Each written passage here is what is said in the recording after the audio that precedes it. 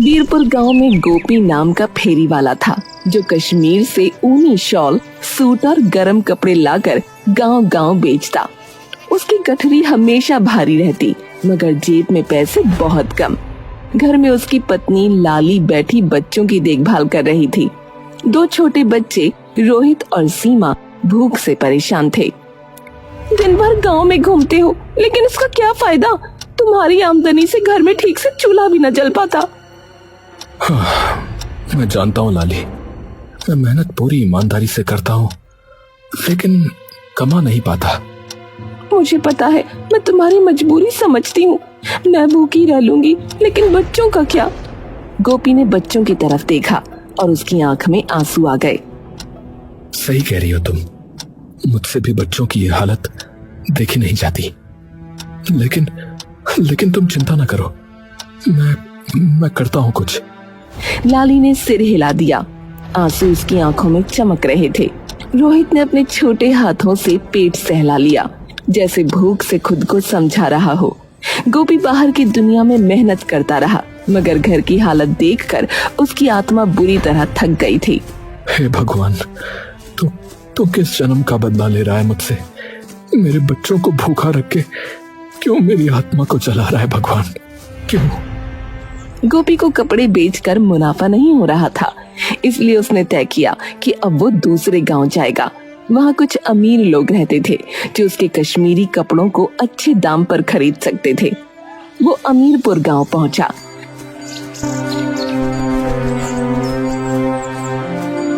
कपड़े ले लो, कपड़े, सर्दियों के दिनों के गरम कपड़े ले लो। आवाज लगाते लगाते वो थककर एक पेड़ के पास बैठ गया। यहाँ वहाँ देखने लगा, तभी वहाँ एक आदमी आता है।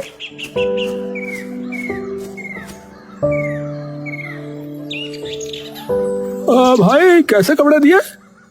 एकदम सस्ते हैं भैया, ले लीजिए, कपड़ों में कोई परेशानी नहीं आएगी। आदमी ने कपड़े देखे और उसे खरीद कर चला गया। धीरे धीरे गोपी के कपड़े बिकने लगे। वो सबसे प्यार से पेश आता और कपड़े बेचता। अब उसके घर की हालत थोड़ी थोड़ी ठीक होने लगी।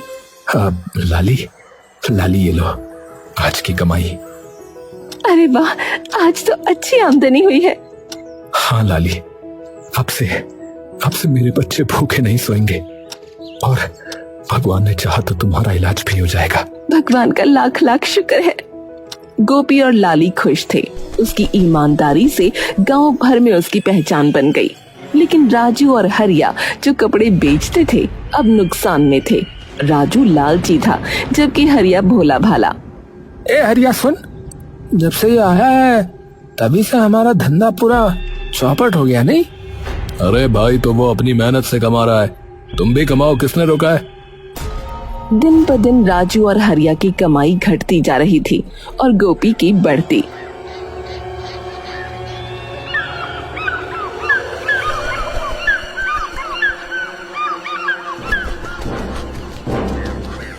एक दिन राजू और हरिया दोनों गोपी से मिलने उसके पास गए।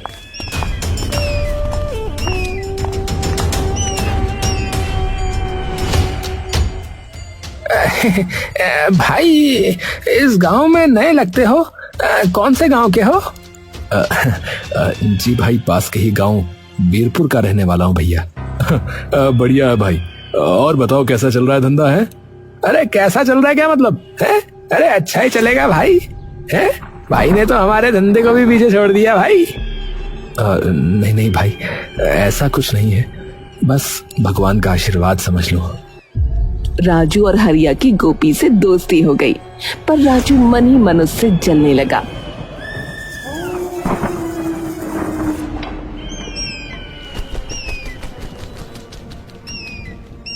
एक दिन गोपी गांव पहुंचा तो सुना कि वहां चोरी हुई है।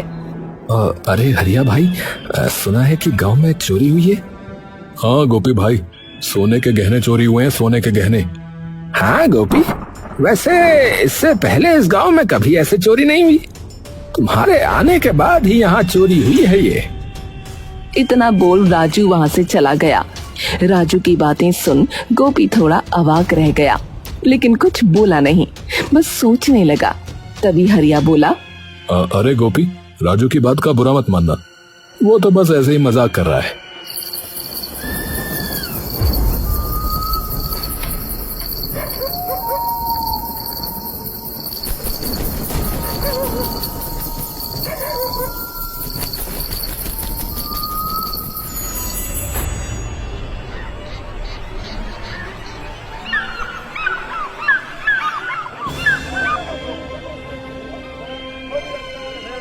अरे भाई, कल रात फिर चोरी हुई। अब गांव जो है असुरक्षित हो गया है। बच्चे डरते हैं, औरतें रात में नहीं सो पा रही हैं। हाँ, सच कह रहे हो भैया। कौन करेगा ये काम, कोई अंदाजा नहीं लग रहा है। अब तो बच्चों को भी रात में नींद नहीं आती। देखो भैया, चोरी कोई साधारण आदमी नहीं कर सकता है, कोई नया आदमी ही कर सकता है जो लालची हो। हाँ, सही कह रहा भैया, सही कह रहा बिल्कुल। गोपी को समझ आ रहा था कि राजू का इशारा उसकी तरफ है, लेकिन गोपी उसे बिना कुछ कहे वहाँ से चला गया। लेकिन इस बार उसने ठान लिया कि आज रात वो पहरा देकर सच्चे चोर को पकड़कर दूध का दूध और पानी का पानी करेगा। बस आज की रात और असली चोर सबके सामने होगा।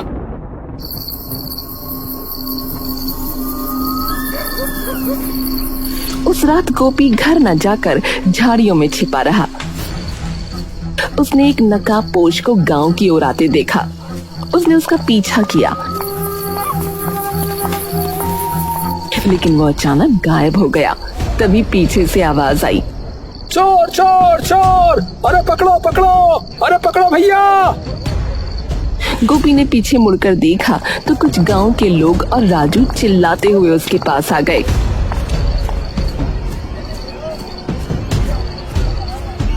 अरे, क्या चोर मिल गया? हाँ हाँ भैया, मिल गया। अरे कहाँ है? अरे ये रहा मेरे सामने। अरे ये क्या बोल रहे हो तुम? राजू भैया बिल्कुल सही कह रहे, घर का भेदी लंका ढाए, ये कहावत तुम पर बिल्कुल सही बैठती भैया। क्या मतलब? मतलब ये कि तुम्हें इस गांव में धंधा करने दिया है और तुम इस गांव में चोरियां करने लगे हैं। जिस थाली में खाया उसी में गंदगी फैला दी तुमने। अरे क्या क्या बोले जा रहे हो भाई? क्या बकवास कर रहे हो तुम? मैं और चोरी? मैंने कोई चोरी नहीं की। अच्छा, तो इतनी रात को यहाँ क्या कर रहे हो? बताओ फिर क्या कर रहे हो, बोलो। अरे भाई, मैं तो चोर को पकड़ने यहाँ आया था। अरे लो भाई, सुनो है, अब ये खुद ही खुद को कैसे पकड़ेगा भैया? है कैसे पकड़ेगा बताओ? अच्छा हुआ मैंने इसे इतनी रात को यहाँ आते हुए देख लिया। राजू, बहुत हो गया। मैंने कोई चोरी नहीं की है। अब एक शब्द भी निकाला तो मुझसे बुरा कोई नहीं होगा, बता रहा हूँ। अच्छा तो ठीक है, तुम्हारी गठड़ी दिखाओ। गोपी अपनी गठड़ी खोजने लगा। तभी हरिया उसकी गठड़ी अपने हाथ में लेकर आता है।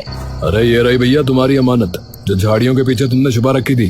भैया जरा खोलो तो इसे। हरिया ने जैसे ही गठड़ी खोली, उसके अंदर का सामान देख सब हैरान हो गए। गांव में चोरी में सोना चांदी जो चोरी हुए थे सब उसी गठड़ी में थे। गोपी ये देखकर परेशान हो गया। अरे ये मेरे नहीं है, मैंने कुछ नहीं किया भैया। अच्छा, तुम्हारे नहीं है? तुमने कुछ नहीं किया तो ये सब चोरी का सामान तुम्हारी गठड़ी में कैसे आया बताओ? मुझे नहीं पता भैया, सच कह रहा हूँ, मुझे नहीं पता। अरे भैया देख क्या रहे हो, मारो इस चोर को। हमने गरीब समझकर तुम्हें यहाँ पेट पालने दिया और तुमने हमारा ही गला काट दिया भैया। अरे सही कहा, निकालो इसे गांव से मार मार के। सबकी बातें सुन गोपी की आंखों में आंसू आ गए। वो सबको समझाता रहा कि उसने कुछ नहीं किया, लेकिन कोई उसकी बात सुनने को तैयार नहीं था। उसे इस गांव से धक्के मार कर निकाल दिया गया। राजू और हरिया आंखों आंखों में इशारा करके खुश हो रहे थे। अरे देखा हरिया, मैंने कहा था ना, गोपी पे इल्जाम लगाना सबसे ज्यादा आसान होगा। अब तो गांव से निकल ही गया वो बेचारा। हाँ लेकिन अरे यार तू फालतू सोच मत। काम बन गया ना अपना, अब गांव में कोई शक भी नहीं करेगा हम पे। चोरी का इल्जाम लेकर गोपी आखिरकार थका हारा अपने घर पहुंचा। दरवाजे पर खड़ी उसकी पत्नी लाली उसे देखती ही रह गई। चेहरे पर धूल, आंखों में थकान और मन में गहरा आघात था। गोपी, ये कैसी हालत बना ली है? क्या हुआ है? लाली, मैं तो बस सच साबित करना चाहता था, लेकिन गांव वालों ने तो उल्टा मुझे ही चोर कहकर गांव से निकाल दिया। पर ऐसा क्यों? तुम तो दिन रात मेहनत करते हो। यही तो नहीं समझ पा रहा हूँ लाली। लगता है कोई जानबूझकर मुझे फंसा रहा है। गोपी बच्चों को गले लगाकर टूट चुका था, मगर उनकी मासूमियत ने उसे संभाल लिया। चोरी की चर्चा पूरे गांव में फैल गई।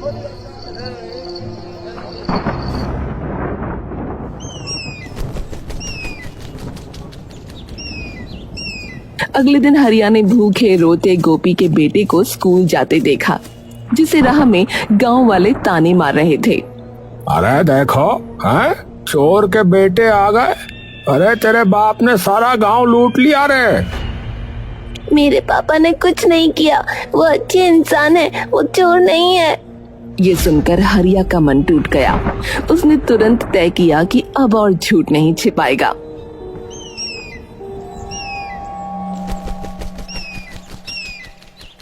अगली सुबह गांव की चौपाल पर हरिया खड़ा हुआ। सब गांव वाले इकट्ठा थे। भाइयों, मैं एक सच बताना चाहता हूँ। गोपी चोर नहीं है। हैं? गोपी चोर नहीं है? क्या गोपी चोर नहीं है? क्या कहा? गोपी चोर नहीं है? तो भैया फिर चोरी कौन कर रहा था भैया? असली चोर राजू है। उसने मुझे लालच देकर झूठ बोलने पर मजबूर भी किया भैया। गांव वाले दंग रह गए। सबकी नजरें राजू पर टिक गईं। अरे झूठ है ये। मैं चोर नहीं हूँ भैया। अरे चुप, तूने गांव का भरोसा तोड़ा है बे। गुस्साए गांव वालों ने राजू को धक्के मारकर चौपाल से बाहर निकाल दिया। गांव वाले शर्मिंदा होकर गोपी को ढूंढने गए और माफी मांगकर उसे वापस गांव में बुलाया। गोपी की आंखों में आंसू थे, लेकिन अब राहत भी थी। भैया मैं तो बस मेहनत करना चाहता था, कभी चोरी का नाम तक नहीं लिया मैंने। भैया माफ कर दो गोपी भाई, हमसे जो है भारी भूल हो गई है। गोपी जब गांव अपने घर पहुंचा और उसने लाली को सब बताते हुए तो दरवाजे के पीछे से उसका छोटा बेटा बाहर भागकर आया। उसकी आंखें लाल थीं और चेहरा मासूम आंसुओं से भीगा हुआ। सुन लो सब लोग, मेरा बाप चोर नहीं है, वो चोर नहीं है। पूरा गांव सन्न रह गया। औरतें अपने पल्लू से आंसू पोंछती हैं। गोपी की पत्नी दरवाजे की चौखट पर खड़ी कांपती आवाज में बोली, देखो गांव वालों, हम भूखे सो गए, लेकिन मेरे गोपी ने कभी किसी का हक नहीं छीना। तुम सबने उसे चोर कहा, पर असली चोर सामने आ गया। अब गोपी कश्मीरी कपड़ों की गठरी लेकर निडर होकर गांव में आता जाता था। धीरे धीरे उसकी पहचान लौट आई और लोग उसे ईमानदार गोपी कहकर पुकारने लगे।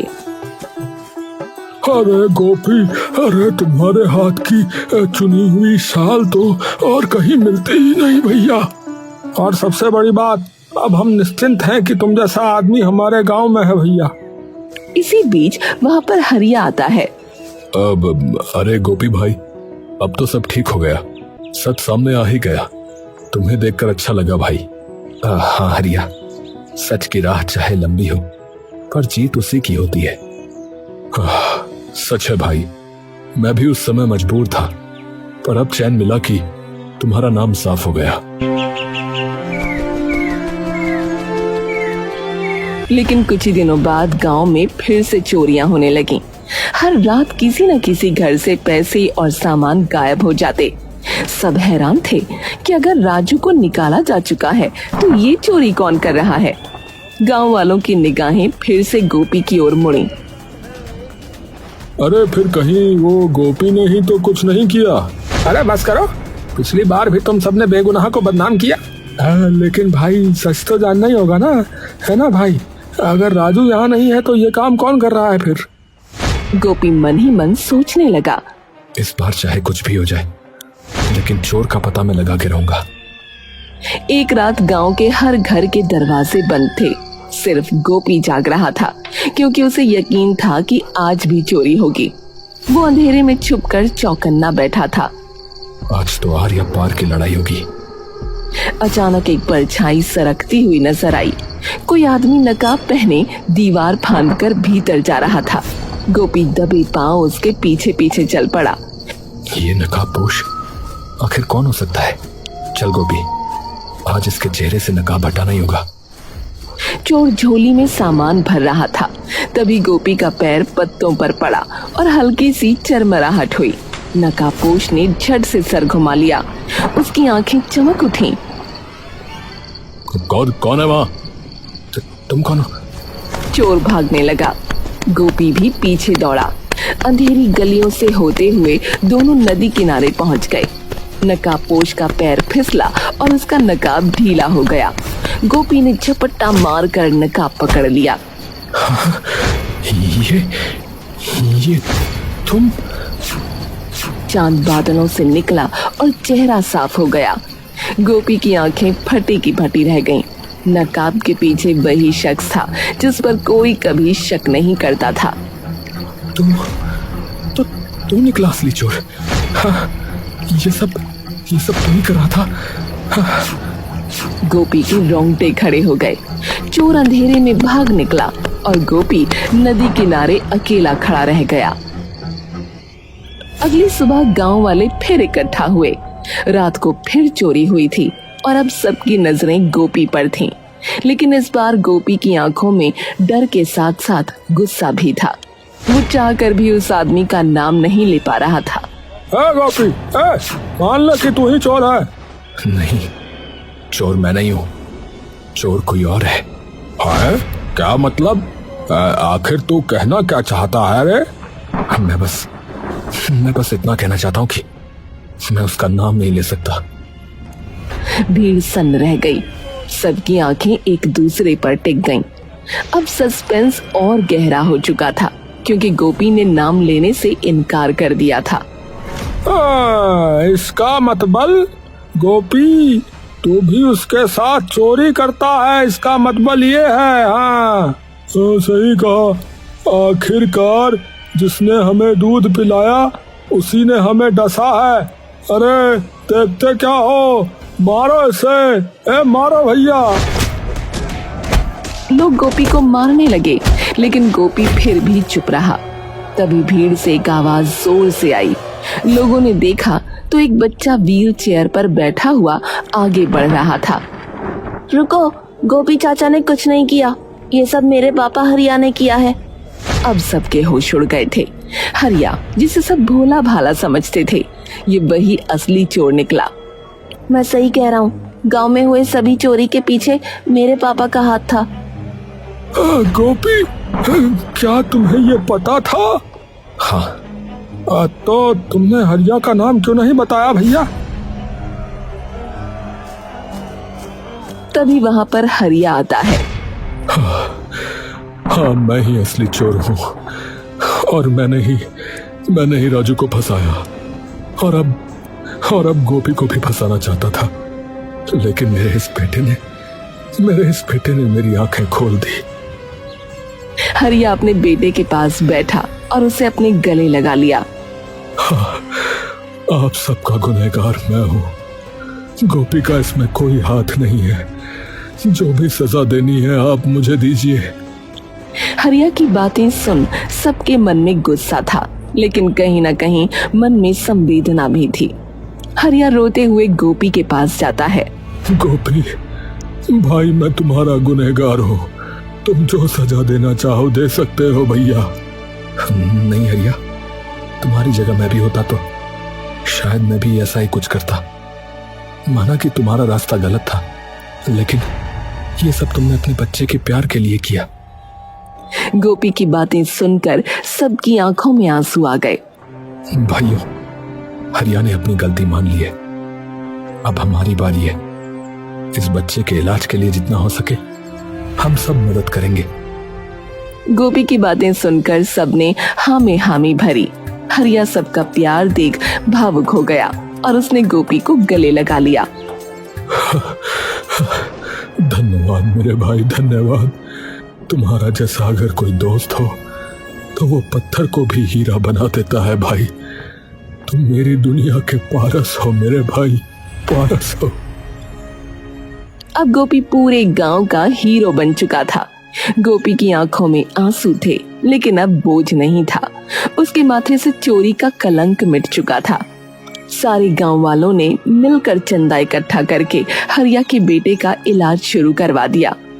इसीलिए कहा जाता है, गांव देहात में आज भी एकता की कई मिसालें देखने को मिल जाती हैं। प्यार, भाव और मिलनसार जीवन हमें गांव से सीखना चाहिए।